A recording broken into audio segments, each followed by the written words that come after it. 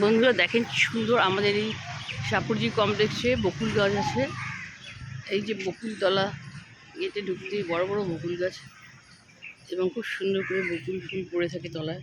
আর এত সুবাস না কি বলবো, এটা সাধারণত আমি শিলিগুড়িতে পাই না দেখতে, হয়তো আছে অনেক দূরে, কিন্তু আমার লেকটাউন বড়পাড়াতে বকুল গাছ এত সুন্দর গাছের পাতার সাথে বকুল ফুলও পড়ে আছে।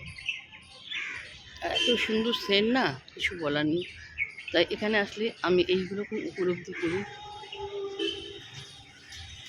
যে সামনে আরও রয়েছে ঢোকার এন্ট্রেন্সে এই ধরনের বকুল গাছ।